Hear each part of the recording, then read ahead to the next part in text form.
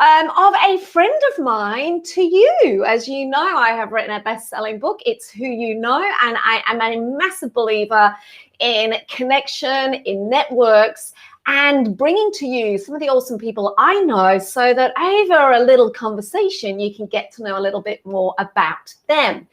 If you are watching me over on YouTube, please make sure to click the link below, click that subscribe button so that you can become part of our awesome channel, and you'll see the little alarm there. Make sure you press that so that you get a little notice every time we load something up to YouTube. And if you're interested in finding a little bit more from me, learning from me every day, jump on over to my Facebook group called the Be Brilliant Networking Lounge. That's where I teach, I share, we connect, we collaborate, and I'm all about helping business owners and incredible executives become even more brilliant. So let's get on to today. By the way, I am opening the chat right now. So if you're listening to us on LinkedIn, Facebook, Instagram, if you're listening to us live, make sure you introduce yourselves in the chat. Ask any questions you want. And if you're listening to this on replay, just put replay so that I can look out for that and connect with you subsequently. But let's get on with today. So today I'm bringing you my awesome friend and colleague, the incredible Donna McGeorge. Donna, say hi. Hello. So happy to be here. Thank you so much and nice to meet you all. It is so awesome to have Donna online. Donna rocks my world in terms of her IP. She is a multiple best-selling author. She's written way too many books. She works globally for some of the world's best organizations. She's a speaker, and you're going to get to know a little bit more about what rocks her boat, the stuff that she's passionate about and why she does the work that she does. So jump on in, ask any questions as she chats, and we'll throw them at Donna. So Donna, let's just kick this conversation off. What is one thing that's on your mind right now? I can hear myself back, by the way. I don't know if there's some reverberation going on in your studio. No, sounds all right to me. So not sure. So folks, if it is my studio, sorry, it could be my fancy pants microphone. I've got the mother of all microphones here out of shot. I keep it out of shot because it really is quite huge. So what's on my mind at the moment? Sorry? Yeah, what's on your mind? Yeah, what's on my mind right now? I keep asking myself, what would people do if they had an extra day in their week? Because it's something people talk about all the time. They say, gosh, if I only just had an extra day, if I could just get a little bit more extra time, if I could just, if you could, these days I reckon if you could buy time, you probably would, because we're cashed up maybe. I'm not saying everyone's cashed up, but we might say, look, if I knew I could spend some dollars and buy some time, I might do that. So I guess the thing that's top of mind for me right now, and I'd love to ask you, Janine, if you had an extra day in your week, what would you do with it? That's a really interesting question, because the risk is you fill it up with stuff.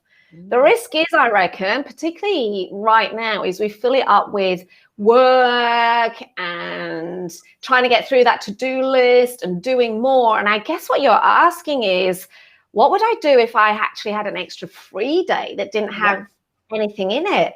I do some of that really, really, really important stuff. I do stuff for me, Donna.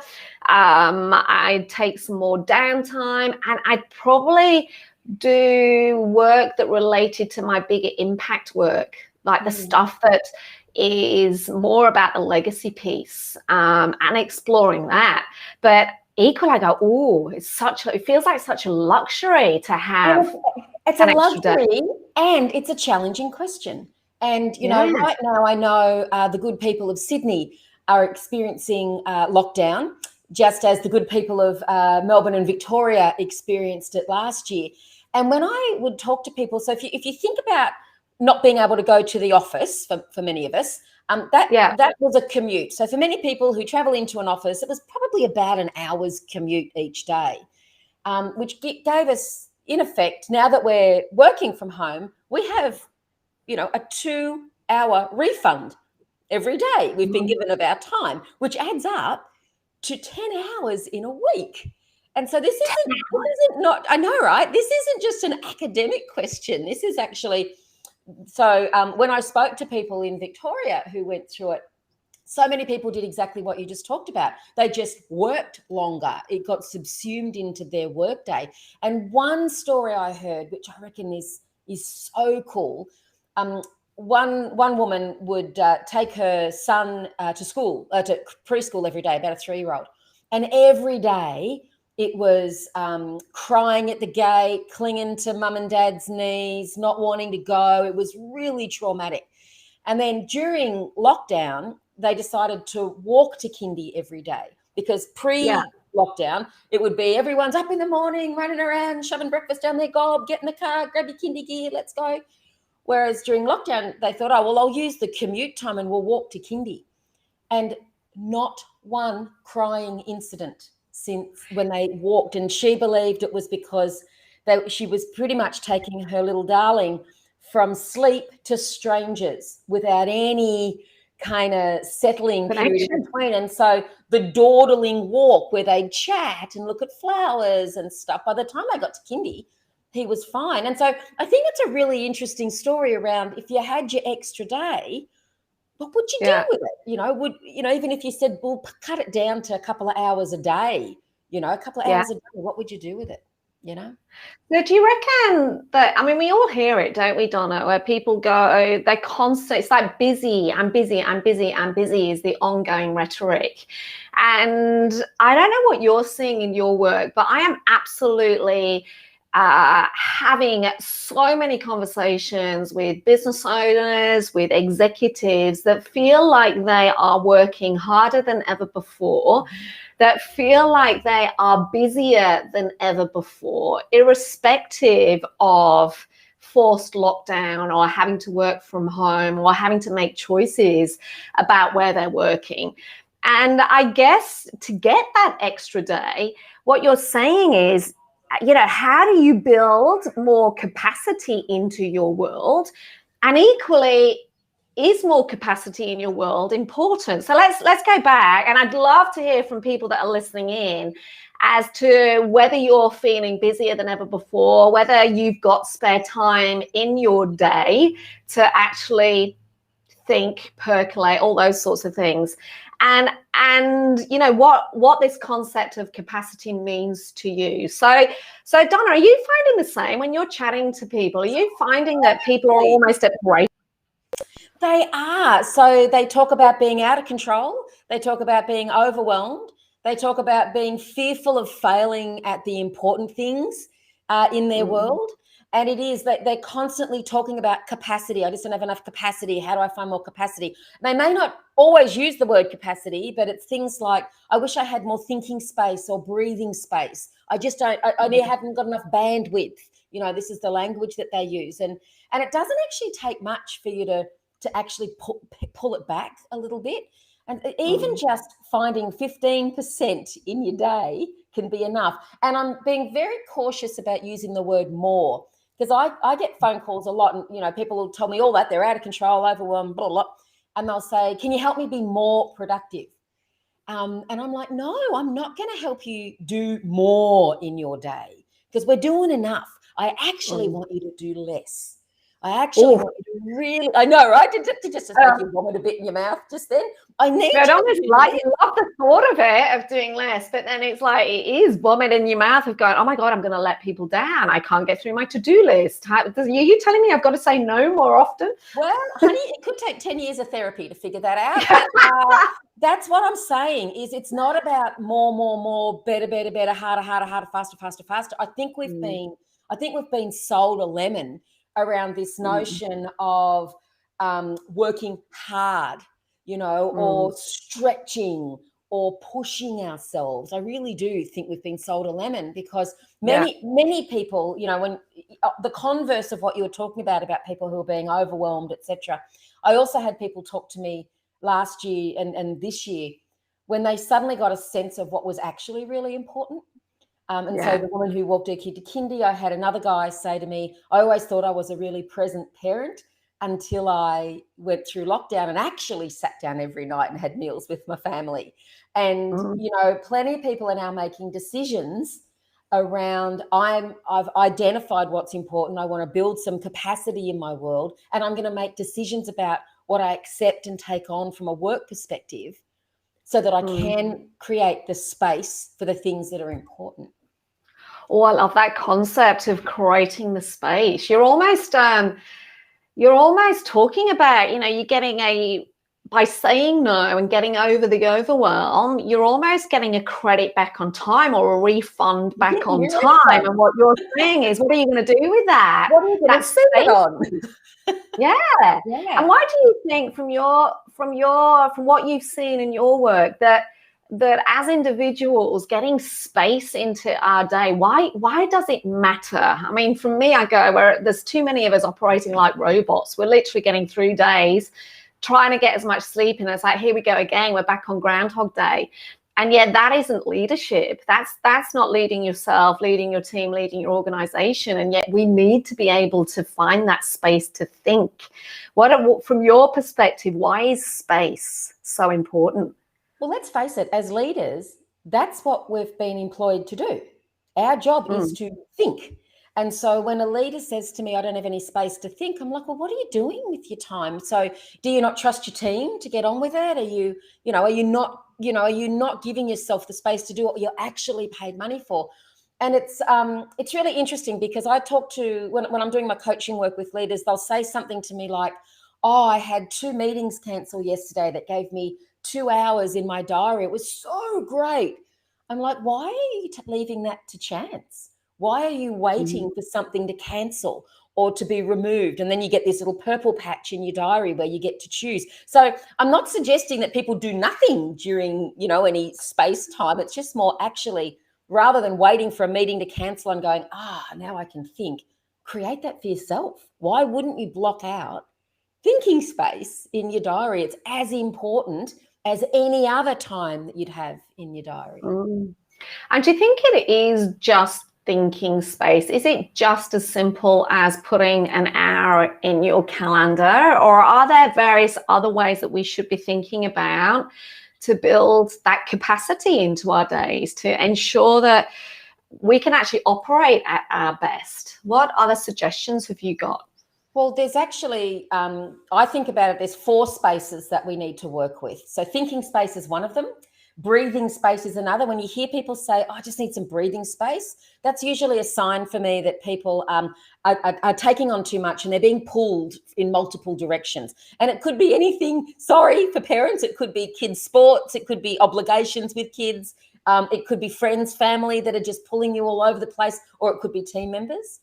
And then we have what I call living space and working space. So these are the more physical aspects of our work. So is your house cluttered? Can you find stuff? Is your world full of friction that just finding your car keys is a massive upset because you don't have a space for them? Now, I know that sounds a little nana-ish, space for everything and everything in its place.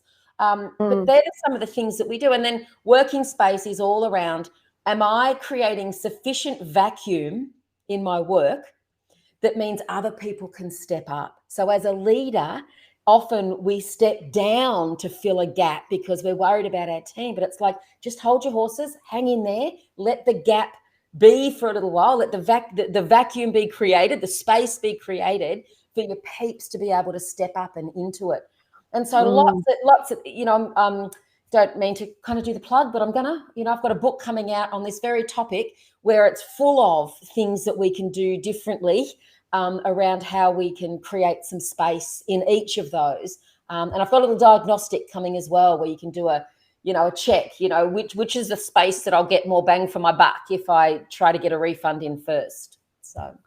Yeah, I love that. I'd love to talk about, because I know we've got a few people listening in from the spaces of LinkedIn, Facebook, et cetera, and that concept of, I've got a question here.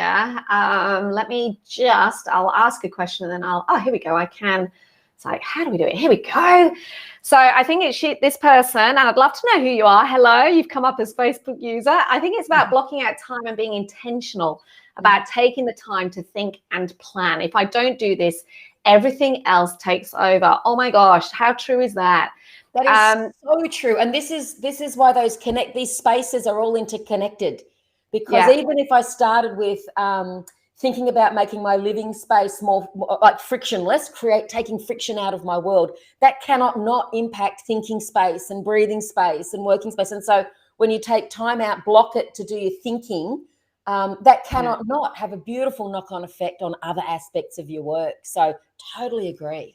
Yeah, I used to, years and years ago when I lived in London and worked in London, one of the guys that worked for me was the son of a very important person in the police force. And I remember asking the dad, how on earth do you do it? Now, at the time, we were right in the middle of IRA rioting and bombing. England was in a whole heap of pain. And this guy was in charge of managing everything. So talk about overwhelm, talk about having 101 things on your plate to try and make decisions about. And I was only sort of in my sort of mid-20s, and I asked him, how do you do it all? How on earth do you find the space to think? How are you intentional about it? And he literally said to me, Janine, here's what I do. At midday every single day, I shut my office door and I sit for an hour with my packed lunch and the newspaper, and no one can interrupt me for an hour. And that's my thinking space. That's my time to reset and to get back into it.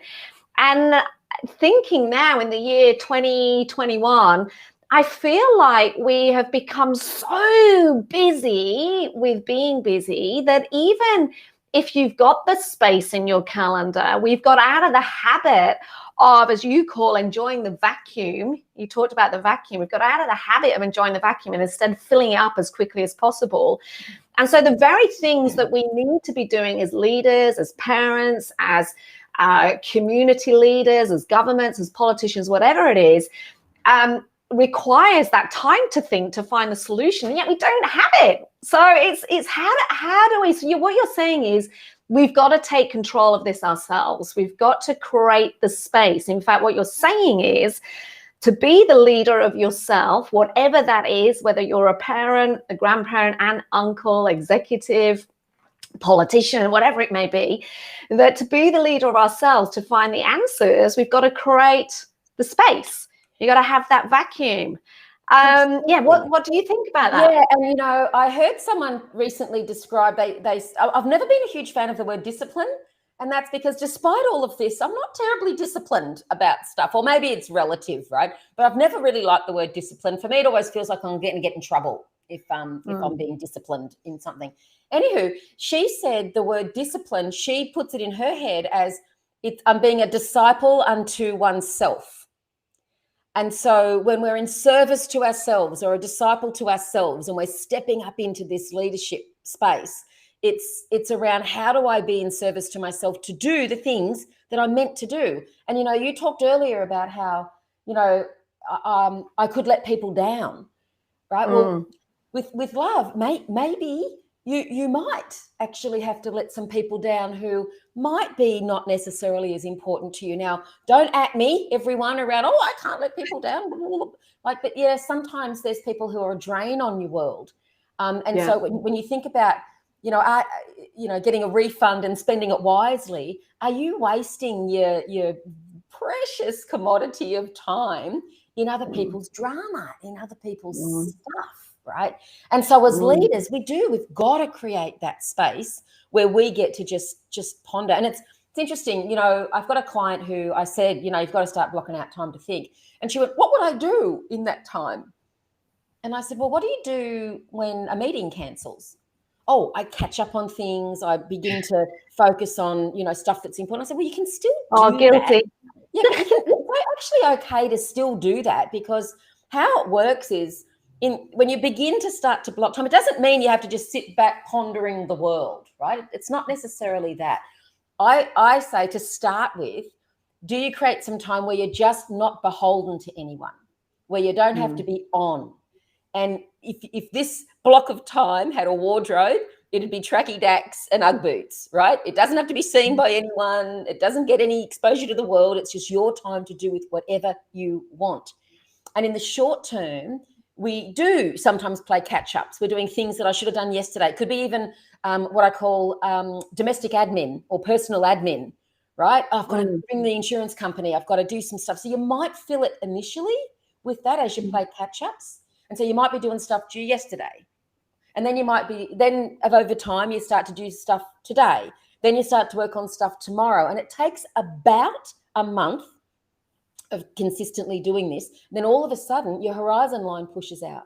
All of a sudden, you have created some thinking space to be more strategic or planful, right? So it isn't about blocking time and just, you should meditate. I thought I'm saying that. It's not just like trying to block 2 hours and I just sit doing nothing. It's actually making the space where you are not on. You're not at someone else's mercy, if you will.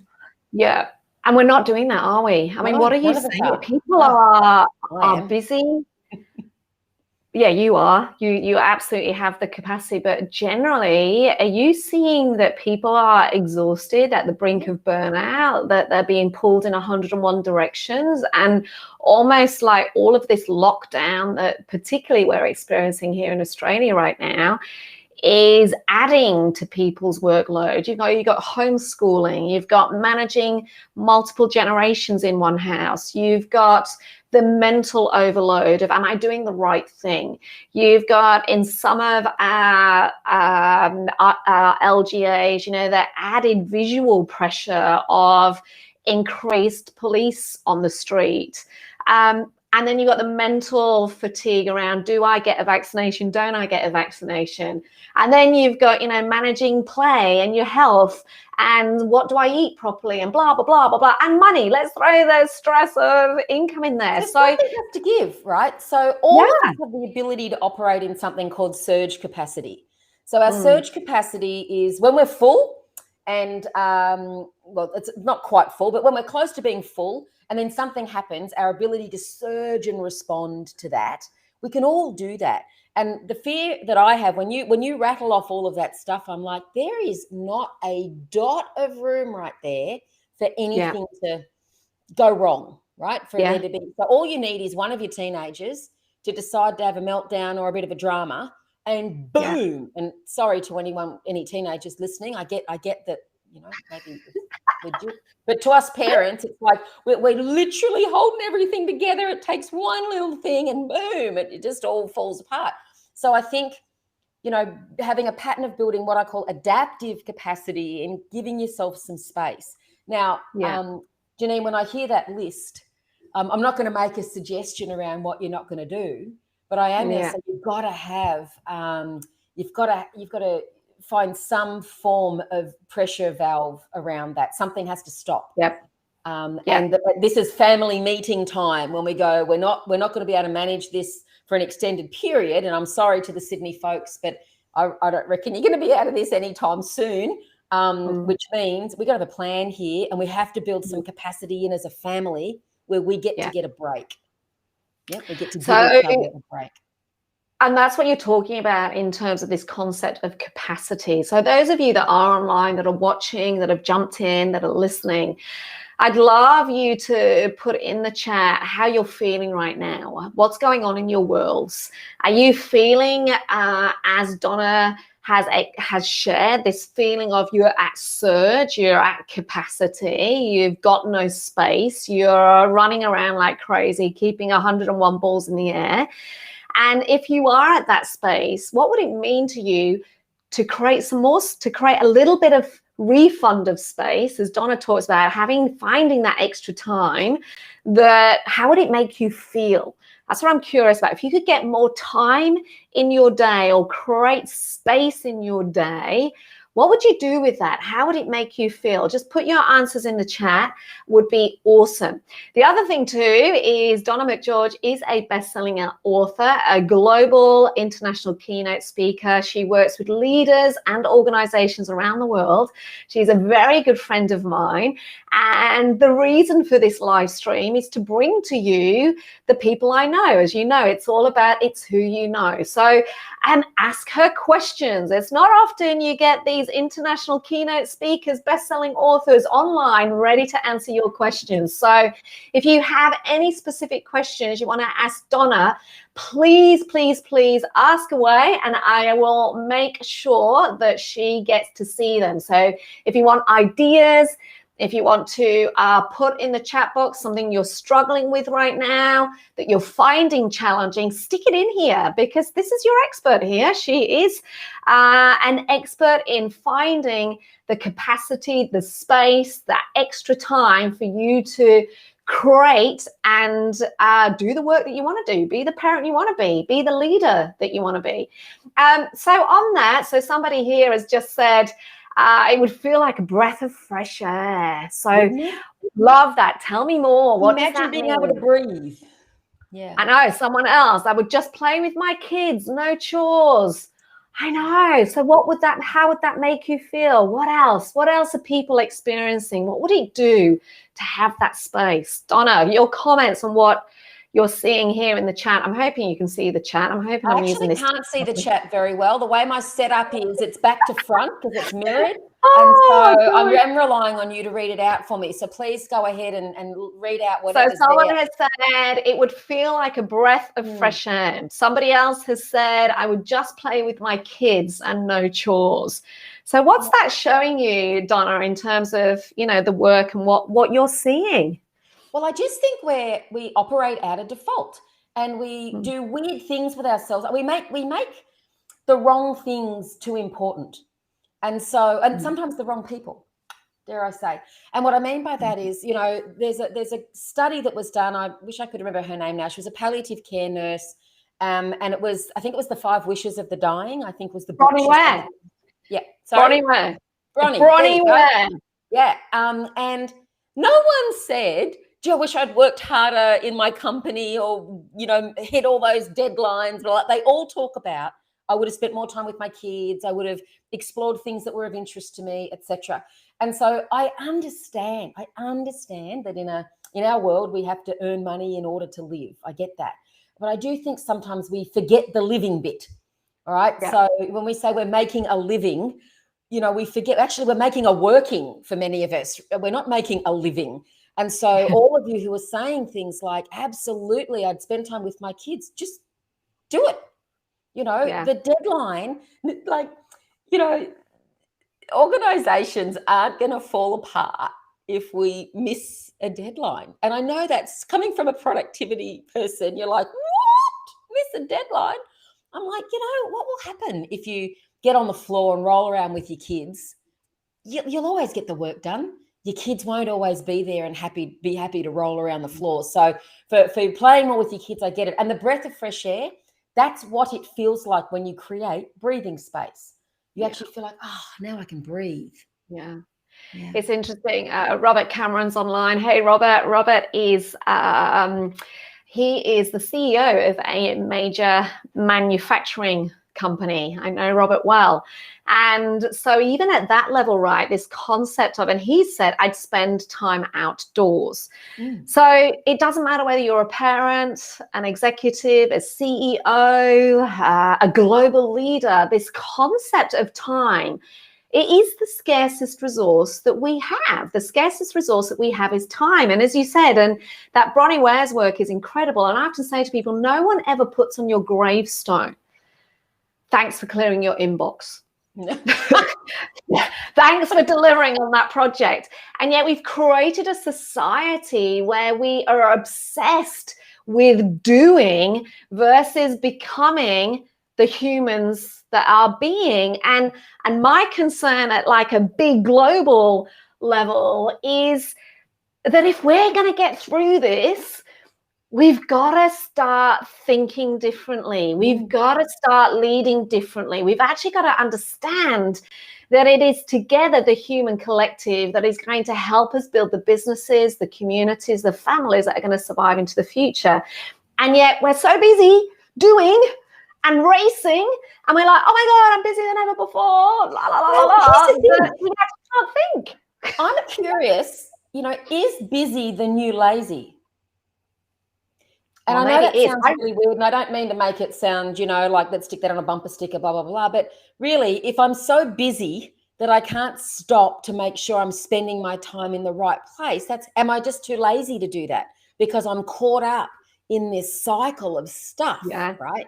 Yeah. And I think you're doing everyone in your world a disservice. If you're a CEO, you're doing your organization and your board, whoever you're reporting to, that you're doing them a disservice. You're certainly doing your teamsters a disservice. If you're in a family, you're doing your family a disservice. No one wants that. No one wants a burnt out mum or dad. Yeah.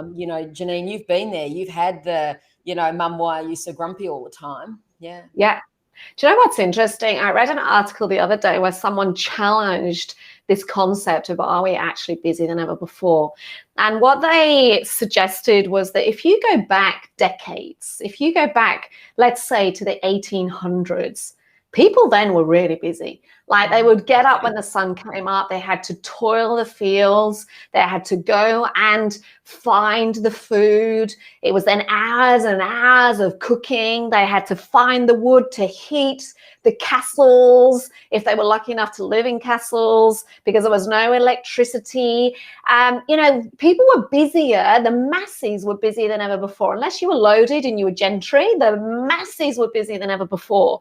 And their suggestion was that actually we've got more time than we ever have because of the world that we're in that has essentially automated all that stuff. You got microwaves and air fryers and washing machines and dry cleaners and blah, de, blah, de, blah. And actually what we've done is filled the space with crap. Yep. So we've filled it with social media, with, all of this stuff has filled, and we've filled up the time. And, if I take it down to a personal level, I know, for example, and, you are awesome at productivity, but do you remember the old way of productivity? I remember being taught it when I first started work, and it was like there's all these moments that you can fill with stuff. When you're on the tube, listen to training material. In the gaps stuff. In the gaps. Oh, my God. I love the gaps already. It's so stressful, but you see it. People running, listening to podcasts, and whatever moment we're finding, we're educate, because we know we've got access to it. And yet, another good friend of mine, Mike Hardy, who's up in Queensland, he shared on Facebook or Instagram how he'd made the decision to go for a walk without listening to a podcast, and how incredible it was in that moment that he started noticing things, that his brain switched on, that he started to get curious, that new IP came into his head. And that's what you're talking about, isn't it? That's exactly what you're talking about, like find that capacity. And it's, I was on Twitter, and I haven't looked yet, but I fully expect that I've been bombarded or whatever on Twitter this morning, because someone put up a post that said, I've just come back from 2 weeks leave, and it was the first time ever I had 2 weeks leave and didn't look at my email or do any work for the whole 2 weeks. And I put in there, bravo. If any of you, I think everyone should do this. We have to be able to switch off and not look at our email. And I actually put in there, and don't at me around, I just check my email every day so I don't come back to a shit show or something like that. I'm like, if your organization or your team or whatever you've created is so fragile that you can't take a 2-week break, then there's more problem here. Yeah, do you know what I mean? Like, you should be able to take a break. You should be able to wait for it, create that space, that vacuum for your team to step up into it, right? Yeah. But if you can't even take 2 weeks vacation to give yourself a break, that's a sorry state of affairs, given where we are. We aren't in Victorian Dickensian England anymore. We're not. We're here. We should be able to live have a bit more leisure in our world. Yeah. I think it was, I'm sure it was Arianna Huffington wrote recently when she goes off, and Yes. sorry, Ariana, if that isn't you. It is Ariana Huffington. She literally said, I'm away and I won't be looking at any emails. And when I return, I think she said they're automatically going to be deleted. Yes. So either let somebody else know or wait until I get back, because you're right. So many executives come back to inboxes that are jammed. It's like that Monday feeling of going to work makes you feel sick after a holiday. Yeah. And she just goes, everything's deleted. And we just start again. And God, I guarantee there's someone listening right now that's vomiting in their mouth at the thought of just deleting all the emails. So there's a couple of things. So for someone who's in my own business, I'd be thinking, I might miss a whole bunch of bookings and stuff. But I think if your description is good enough, it doesn't have to be a lost thing. It can just be like, contact my team. And they'll put a time in my diary to give you a buzz when I get back. Yeah. That's great. I don't think it has to be this notion of scarcity or loss that I might miss something. This FOMO, right? Yeah. That I might miss something it's kind of a bit silly when you think about it this way, isn't it? I can see some more stuff coming up in the chat. Yeah. So Robert said, as technology has given us podcasts and videos, it feels like our gaps have to be filled up with these easy technologies. I don't ever remember going for a walk or a run and reading a book prior to podcasts. Yeah, totally. So I think we've got to stop doing that. And then somebody else, and I'd love your thoughts on this. Sorry, your name hasn't appeared, but they've said, spending too much time doing the wrong things with the wrong people. But even if I have time, I always feel like my mind is preoccupied with work and chores. So Donna, love to know some of your tips on that. How do we, even if we find time, use that time, switch off? Like, I think we've forgotten how to actually enjoy the vacuum that you talk about. Yes, and it's like we need to rethink or reframe boredom. Because I think what happens is and it happens, I'll be fair, it happens to me sometimes. I'll be sitting and I've kind of got nothing to do, in effect. I've created this space where I can just sit. And I do sometimes think, I'm a bit bored. And I'm like, well, just go grab a book, right? So if you are, doesn't mean that you have to, you can read if you want to, sit. So for me, it's sit in the sunshine, grab a book, because that's the stuff I don't normally have the time to do. So we have to reframe boredom. And in fact, there's been some studies done around how important mind-wandering boredom is for us. It's actually part of how we daydream and how we gain access to things like our alpha brain waves, which gives us a chance to actually explore without any rhyme or reason, just what's in your brain. Now, one of the great tools you can do to start activating that a little bit more is stream of consciousness writing. So if you are sitting there thinking, I'm like, this is boring, I don't know what to do, grab a piece of paper and just literally write down everything that's coming into your head. So it could be, I'm really bored with this. This is a stupid idea. Donna McGeorge doesn't know what she's talking about. I'm thinking about giraffes. Why am I thinking about giraffes? Just write it all down and you'll get to a point where things just empty. So you do need to do it for about 20 minutes. That'll clear some of the clog that's there to allow you to think, okay, what do I really want to do? What's my brain really interested in doing right now? I love that. So what other tips? So we've got a stream of consciousness. So you talk about these 4 spaces: the thinking space, creating thinking space, breathing space, workspace, and living space. How can you give a tip for each of those areas and just share how it works together? So in the thinking space, we just have to stop and take stock. So stopping is my biggest tip to get myself more thinking space. You just got to block time in your diary. And at first you're going to go, I don't know what to do with it. And then eventually it'll work for you. When it comes to breathing space, you've got to be very discerning about who and how you're devoting your time. And so really taking a good look at the people in your world. And, they say you're the sum of the 5. This is your stuff, Janine. I'm in coaching, but I'm networking. That you are the sum of the 5 people you spend time with. Who are those 5 people? Are you spending time with the right people? I don't always mean family. I mean, when you hang out with your crew, whoever they are. Yeah. With and why in your mind? Why in your mind is that so important from your perspective, from a productivity space perspective, a capacity? Why is it so important Because we're that you get inspired by those the right? company. We're inspired by the company that we keep. And it is also, I'm watching this unfold a little bit online around who do you listen to? Who do you hear from? Who are you getting information from? Who are the people that are in your ear?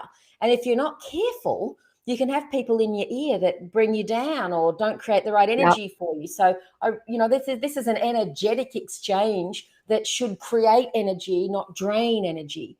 Because it can be really, you all know it. If you've ever had a victim in your life, they're like a vampire. They suck the oxygen and they suck the life out of you. So it's really thinking about, I want to be very careful about, you talked about time being the number one, currency. I think attention could be it as well. So I can spend time with people, but where am I putting my attention? I can spend time with my kids, but if I'm doom scrolling while I'm like, if I go to the soccer and I'm on social media and then my kid turns around and says, did you see me score the goal? And you have to go, oh, yes. Yeah. Right. So it's attention. Yes, you're absolutely right. Yep. In living space, it totally is around decluttering and removing friction. I don't want to kind of jump on this bandwagon too much, but my friend Tracy Ezard, who loves cooking, but she just found in her life, as a single mum of teenage kids, she was struggling with meal times. And so to create less friction, she got herself a Thermomix. And she said it's totally taken a bit of the friction out because of the way it works. The kids can prepare meals, the kids can do more, whereas in the past, there was so much on her around having to think about what to cook. Do we have the stuff in the cupboard? And she said, it's just the kids find it a novelty to use and they love it. And it's removed a bit of that friction. So where can you take steps out of stuff, Yeah. Yeah. And from the business. Sorry? Oh, yeah, go. Working. In the working space, I would talk about defragging. Defragging your time. Now, those of you who've been old, if you're old enough, you might remember the olden days where we used to have to defrag our computer because stuff would be all over the disk. And what a defrag would do, it would be condense files together and it would create more disk space. And so this is the in the gaps stuff a little bit. Janine, there's two things. We often create a bunch of gaps in our day that are somewhat useless. And so I'm not suggesting we do back-to-back meetings, but I'd love you to think about, what if I only did meetings between 10 and 2? Yeah. That's it. And then the rest of that time was free for me to do what I need to do or respond to my team members or whatever I need to do. But if I just condense, and so batching and blocking is how we defrag our days and our time. Yeah. So that's one for each. That's awesome. To support that last one, I had the pleasure of working with a guy called Ray Pitman. He was at the time when I met him, the CEO, CBRE, Australia, New Zealand. He's subsequently moved back to the US now.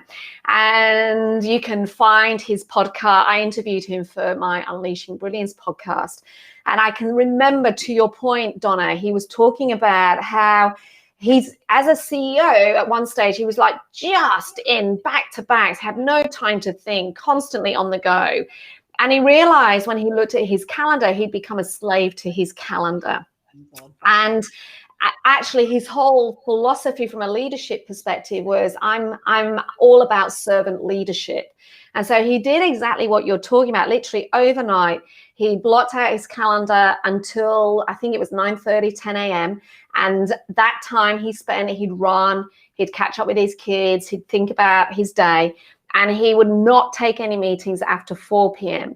And that was when he'd reflect on the day and reset himself for the next day. And he said it forced him to delegate, to say no, to hand over responsibility to his team, to get them to make decisions or to come to him with their thoughts so that he could add to the thinking, which is essentially what servant leadership is all about. So totally agree with that. So let me just quickly go over these 4 tips. So what Donna's saying, and you can add more, Donna, is we as individuals, if you are guilty of feeling like you're just busy with being busy, you've got no space in your day, then what Donna's talking about is actually you're being a disservice to yourself, a disservice to your team, a disservice to your family, your kids, a disservice to the people that actually you should be in service to. And so a few tips talks about 4 key areas: work, where you live, thinking, and breathing. And says, first of all, you got to stop and take stock, like taking ownership, like Ray Pitman did with his calendar. Like actually I did last week. I looked at my calendar and this is ridiculous. I've literally blocked out Fridays moving forward. So I'm not working after today, after this session, to take time off. So we've got to take ownership of whatever it is. You've got to stop and take stock. What's working, what's not working, what do you need more of, etc. Donna talks about being inspired by the company that you keep. Could not agree more with this one. You know, we all know that what we bring into our little Jensen bubble of our little worlds will either make us feel awesome and energized or make us feel shitty and crappy. And we've got to really manage this carefully right now when there actually is so much negativity coming into your world without you even notice it. Just scrolling through social media, you can see it. It takes discipline to go past it. Avoid those dream stealers. The third one that Donna talked about was removing the friction from your world. And this is about, you know, in your everyday life, how can you take out that friction so that life becomes a bit easier? A bit like Mark Zuckerberg would always wear the same top, right? Or Steve Jobs in his, that type of thing. So I have work uniform. Even if I'm at work, I've got my work clothes and my social clothes. And this concept of defragging your work and bringing it back to what we used to do with computers. I'm imagining as we start wrapping this up, ask away, by the way, any questions, final questions you have for Donna, put them in the chat. I will absolutely throw them at Donna. But I'm imagining a few people are probably going, oh, but how do I do all that stuff? How do I say no? How do I actually take control? Have you got any tips for that? I know I'm always asked that. How do you do it? And I have very clear, you've got to take ownership. You've just got to go. For me to do the best job I can, I've got to start taking stuff out. But from your perspective, what advice do you give people? It's about purposeful living. I'm very clear on what I do for who and when. And so when you're, you know, you got to argue with strategy. Do you know, one of the things I heard once was the key to strategy is omission, right? So the more that when you do a strategy, what you're really saying is we're not going to do a bunch of this stuff.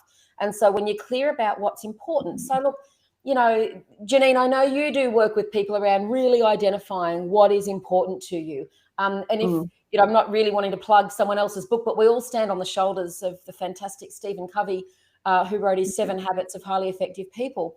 And one of the things he talked about was begin with the end in mind. And so it's like, what do you actually want to achieve? What do you want to do? What do you want to be? What do you want to have? All of those things. And then it's like, okay, so what am I doing every day that contributes to that? And that's where we begin to be able to say no, because we're making a decision because it doesn't fit our plan. And I'm telling you, your future self will thank you for that. And I sometimes think we're more worried about our present self and hurting someone's feelings and, you know, not being liked, or, you know, what if I let someone down or whatever. But I'm telling you now, your future self is what we should be thinking about. They're going to thank you so much for taking some time now and thinking and breathing and living and doing the right work. Because in the future, you're suddenly going to, like, it's a bit like you today, Janine, you looked at your diary last week and went, oh my God, my week's crazy. I'm going to block Friday. And so after this, you're going to sit there, you're going to have space Friday, and your current self is now thanking your past self for doing that. Yeah.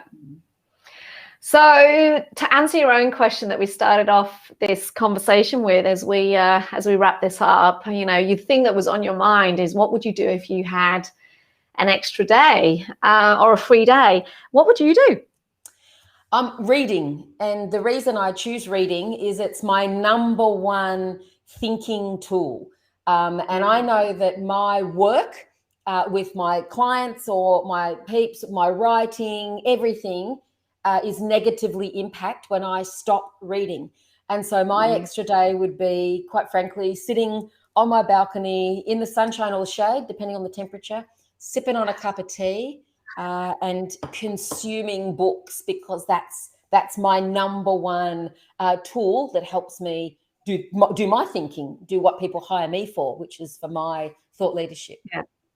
And do you ever read non-work books, or is it always work books? So yes, I do. Don't at me. I'm a huge fan of Stephen King. So all he has to do is, throw an article out there and I'm all over it. So I do read Stephen King. He's my kind of go-to book. But here's the thing. I'm going to say it's what gives you joy. So can I say I love businessy books? I don't like the really deep, really theoretical ones. I do like a good wily book that's well written, that's easy to consume, and that it has some really cool thoughts and stuff in there. But that's what brings me joy. Other people might find joy from reading technical manuals. Now, I don't mean to be disparaging, but if that's what brings you joy, then do it. If it serves you in your work and your thinking, then do it. And so, Janine, I know if you want to read the latest Jodi Picoult, Lying on the Beach, if that brings you joy and that helps you with your thinking, or gives you the space, go for it.